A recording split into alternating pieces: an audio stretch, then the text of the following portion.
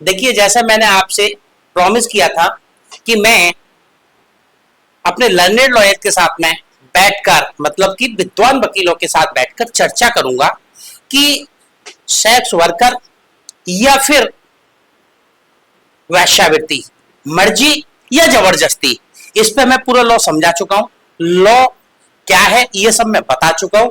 अब इस पे ये चर्चा करना चाहते हैं कि इतना स्ट्रिक्ट लॉ होने के बावजूद ऐसी क्या मर्जी है या क्या ऐसी जबरदस्ती है जो महिलाएं आज भी वैश्यावृत्ति या प्रोस्टिट्यूशन में या फिर कहे तो सेक्स वर्कर बनकर अभी भी रह रही हैं। तो ये क्या इसका पीछे कारण है, क्या इसका बेस है, क्या आधार है, ये जानने के लिए मैं चलता हूं अपने विद्वान वकीलों से। देखिए, मेरे साथ में लर्नेड लॉयर श्री के सिंह साहब बैठे हैं। आप नमस्कार सर। मेरे साथ लर्नेड लॉयर श्री चरणजीत सिंह साहब बैठे हैं। सर नमस्कार। मेरे साथ लर्नेड लॉयर श्री राजीव थम्पी साहब बैठे हैं। सर नमस्कार। नमस्कार।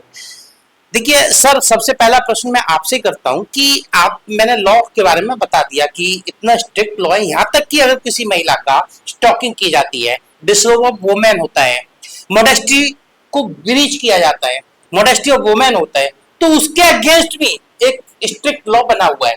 तो ये फिर इतना सब होने के बावजूद अभी भी महिलाएं ये सेक्स वर्कर बनकर क्यों समाज में अभी हैं, या फिर कहें कि वो सेक्स वर्कर का काम क्यों कर रही हैं? आप क्या कहना चाहेंगे?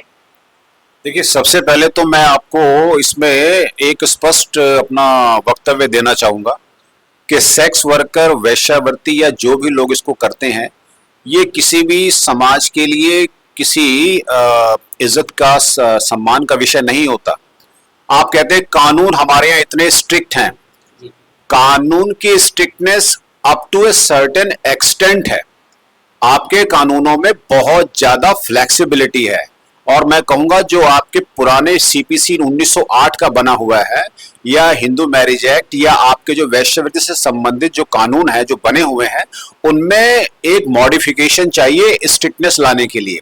सबसे पहली चीज ये है कि एक तरफ अगर हम उनको रोकते हैं तो आप कॉन्स्टिट्यूशन में धारा 14 या धारा 21 का हवाला देना शुरू कर देते हैं कि आप जो है उसको वायोलेट कर रहे हैं, क्योंकि हर व्यक्ति को अपने अपने पेशे का कार्य करने का अधिकार है।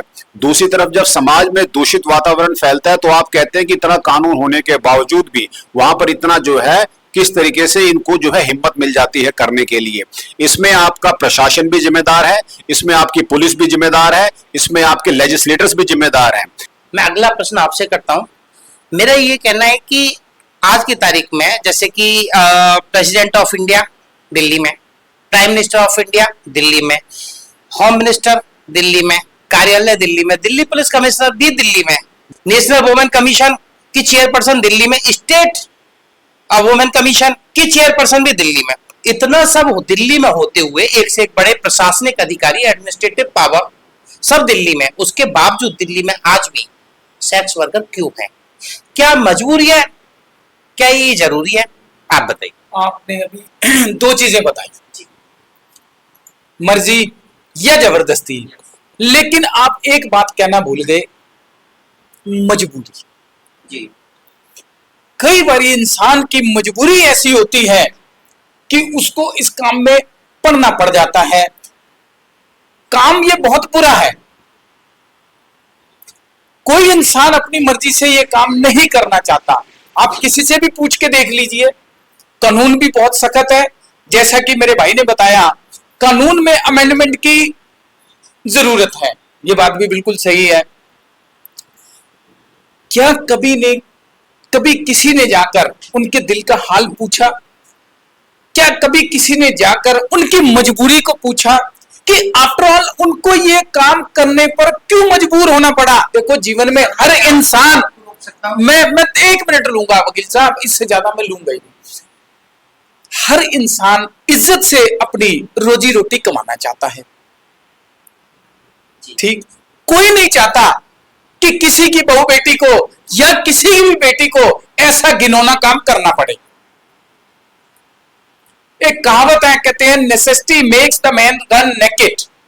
मजबूरी इंसान से कई बार ऐसे काम करवा देती है जो इंसान नहीं करना चाहता। इनको प्रॉपर वे में रोजगार प्रोवाइड करवाया गया? कभी किसी ने जाकर उनके दिल से दुख उनका पूछा? उनसे कभी किसी ने जाकर ये पूछा कि आप ऐसा काम करने पर क्यों मजबूर हैं? क्या उनको बेसिक अमेनिटीज प्रोवाइड करवाई गई? रोटी, कपड़ा और मकान। यानी कि आपके हिसाब से, यदि मैं आपके हिसाब से सोचूं तो इस हिसाब से जिस महिला के पास में जो जरूरी नेसेसिटी जिसे कहा जाता है, जो जरूरी आवश्यकताएं होती हैं, अगर जिसके पास वो आवश्यकताएं नहीं होंगी तो वो तो सेक्स वर्कर बन जाएगी। इस हिसाब से तो ये हो गया। या ये कहूं जिसके पास कोई पूछने नहीं जाएगा तो वो सेक्स वर्कर बन जाएगी क्या? हर इंसान काम करना चाहता है, इज्जत से रोटी कमाना चाहता है। अब ये उन पे डिपेंड करता है।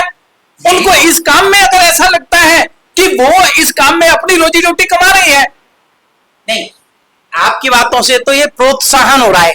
मैं इस बात से संतुष्ट नहीं हूं। किसी चीज पे प्रोत्साहन नहीं दे रहा। मैं सिर्फ ये बताना चाह रहा हूं, आपने कहा मर्जी और जबरदस्ती, लेकिन मजबूरी भी कोई चीज होती सर, है। मैं मजबूरी नहीं मानता, लेकिन मैं और आगे और विचार रखने को कहा था, मैंने अपने विचार बता दिए। धन्यवाद सर, धन्यवाद। लेकिन मैं और आगे चलता हूं। मैं एक और लर्नेड एडवोकेट श्री राजीव थम्पी साहब से जानना चाहता हूं। सर, आपका क्या कहना है? बन यही सारी एडमिनिस्ट्रेटिव पावर यस, पूरे देश का दिल्ली में, इसकी नाक के नीचे रेड लाइट एरिया भी दिल्ली में। एग्जैक्टली यही मैं कह रहा हूं। रेड लाइट एरिया भी, यस, वो भी एडमिनिस्ट्रेटिव पावर बन गई है। मतलब पूरे हिंदुस्तान का उसकी छाप भी छोड़ दी। वकील साहब माफ कीजिए, अब- मैंने अब- यही बात कही थी कि मजबूरी, मतलब आपने इतनी बड़ी बात कह दी। आपके ये तो आपके आंख से काजल चुरा लिया किसी ने। आपके नाक के नीचे जो है वो रेड लाइट एरिया है। तो आफ्टर ऑल ऐसी क्या मजबूरी है, इसे अब तक क्यों नहीं हटाया गया? माफी चाहूंगा मैं बीच में बोलने के लिए। आपकी बात हमारे लर्न काउंसिल चरणजीत जी ज्यादा भावुक हो जाते हैं, तो हमें तो आदत है। अब मैं अपनी बात पूरी कर लेता हूँ। मेरे हिसाब से कोई मजबूरी नहीं, ये मैं भी मानता हूं। ठीक है। जगह ये अपने कन्वीनियंस में हर आदमी ने अपना एक व्यू और अपना कंफर्ट ढूंढा हुआ है, तो जाके वो काम करता है। जैसे हमारे ले लो, एडवोकेट है, लॉ करके आए, जो सेटिस्फैक्शन हमें कोर्ट रूम में मिलता है प्रेजेंटेशन देते हुए, या हम अपने क्लाइंट को रिप्रेजेंट करते हुए जो इंटरेक्शन करते हैं, जो 1-to-1 इंटरेक्शन करते हैं, कोर्ट हमें ऑब्जर्व करती है, हम कुछ ऑब्जर्वेशन देते हैं, तो वो हमारी सेटिस्फैक्शन है। सिमिलरली हर चीज में एक इंडिविजुअल की सेटिस्फैक्शन है। तो ये पेट की कहानी तो नहीं कहूंगा। एक भिखमंगे को ले लो, उसकी क्या मजबूरी, कैसी मजबूरी? सारा गवर्नमेंट उसको तो बेसिक एमिनिटी तो इनडायरेक्टली उसको भी दे रही है, जितना कर सकती है कर रही है, लेकिन उसको वही मजा आ रहा है। मैं एक छोटी सी बात और कहूंगा आपकी कि एक मुंबई के एक जो बैगर है उसकी कहानी एक न्यूज में चढ़ाई थी कि वो करोड़पति था। तो क्या उसने भीख मांगना छोड़ दिया? यही तो बात, यही बात अब मेरे भाई ने मेरी बात को एंडोर्स कर दिया है। नहीं, तो मैं ये कहता हूँ कोई मेरा कहना यह है, कभी कोई मजबूरी, उनसे पूछा कोई मजबूरी, तेरी क्या मजबूरी है, तू क्यों इसका वो इसलिए है, समझने की कोशिश उनको उस चीज में संतुष्टि है, आपने उस तरीके से कमाने में संतुष्टि है। और जिनको जिंदगी दी। जिस मैं इसके अंदर जबरदस्ती भी होती है, वहां आता हूं एक्सेप्शन में। दूस केसेस आर एक्सेप्शनल केसेस, जिसके अंदर हमारा कानून बिल्कुल सक्षम है, एनजीओ सक्षम है, हमारी धरपकड़ होती है, हम बचा के लाते हैं। जिनके साथ जबरदस्ती होती है, तो मेरे ख्याल से इन ओवरऑल कंक्लूजन अपनी मर्जी से ही होता है। सर, एक देखिए, हमारे साथ में जो हमारे आदरणीय बड़े भाई भी हैं और लर्नेड लॉयर भी हैं, श्री के सिंह जी। मैं मानता हूं कि वो बड़े भाई होते हुए मैं ये गुजारिश करूंगा आपसे, सर आपका फाइनल ओपिनियन क्या है? आप आज की डिबेट का क्या कंक्लूजन देंगे? आप क्या कहना चाहेंगे सर, प्लीज? सभी विद्वान अधिवक्ताओं के विचार सुनने के बाद सबने अपने अपने एक्सपर्ट ओपिनियन रखे और सभी के एक्सपर्ट ओपिनियंस को हम रिस्पेक्ट करते हैं। चाहे आप किसी काम को मजबूरी का नाम दें या किसी काम को अपना प्रोफेशनल एटीट्यूड दें, लेकिन हमें इस बात का ध्यान रखना चाहिए कि जो भी काम हो मर्यादा में होना चाहिए, देश के और समाज के हित में होना चाहिए, ताकि अच्छा स्वस्थ समाज हमारे सामने निर्मित हो। हम ये नहीं कहते कि इस कानून को जो है आप सिरे से खारिज कर दो और इसको जो है निस्तो नाबूद कर दो, लेकिन हम ये कहते हैं इस कानून में अमेंडमेंट की जरूरत है, ताकि जो लोग इस तरीके के कामों में किसी तरीके से भी आ रहे हैं तो उसका एक प्रोसेस कुछ है क्या? डिफाइंड कोई रूल है क्या? डिफाइंड कोई लॉ है? या तो पहली चीज हमारी ये इसको समझा जाए और पार्लियामेंट पर इस पे जो ओपन डिबेट होनी चाहिए और उसके आधार पर मॉडिफिकेशन होनी चाहिए।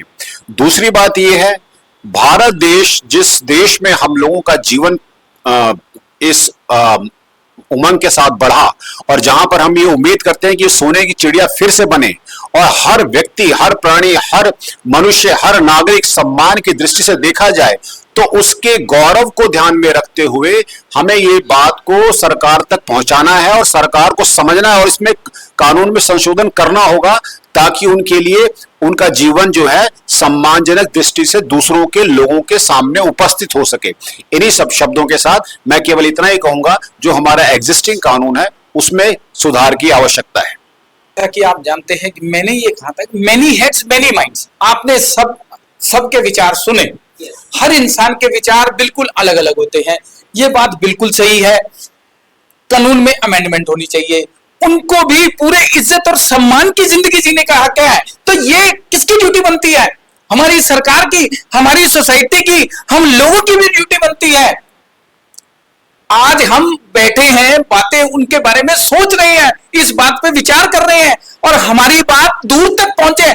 हम भी ये चाहते हैं कि हमारी सोसाइटी में ऐसे लोगों को बिल्कुल इज्जत, मान और सम्मान दिया जाना चाहिए। जी देखिए, एक महत्वपूर्ण सर मैं गुजारिश करूंगा आप सबसे भी और मैं अपने बड़े भाई आदरणीय श्री के सिंह साहब से भी।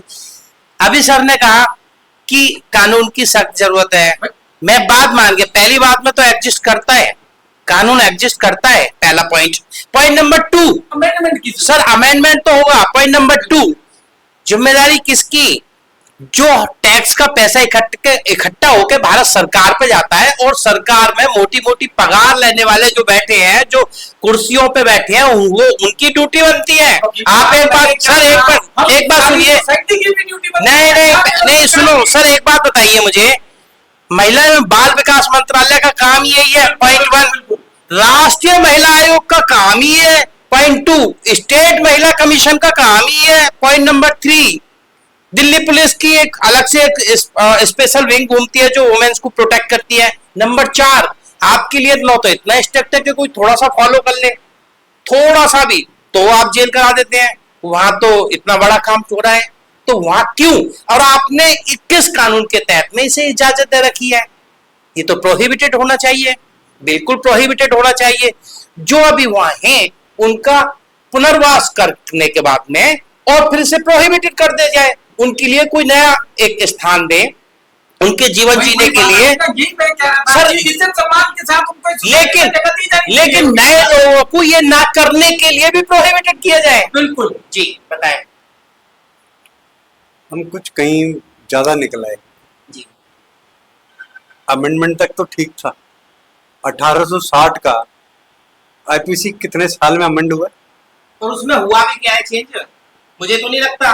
वो रिप्लेस हो गया है, एक सेक्शन की जगह दूसरी सेक्शन जोड़ दी है। क्या है उसमें? मॉब लिंचिंग आई है और कुछ और सेक्शन जोड़ दिए। स्नैचिंग आई है, स्नैचिंग आ गई है, मॉब लिंचिंग आ गई है और कुछ सेक्शन जोड़ दिए, कुछ जोड़िए। इसका मतलब इस जो अभी इन्होंने जो नया कानून लेके आए, इस कानून को फिर से इसकी पुनर्विचार होना चाहिए था और जितने स्टेक होल्डर्स हैं उनसे व्यू लेना चाहिए था और इसमें अमेंडमेंट करना चाहिए। अमेंडमेंट नहीं है तो बल्कि रिप्लेस है, समय के हिसाब से चेंज होना चाहिए। एग्जैक्टली।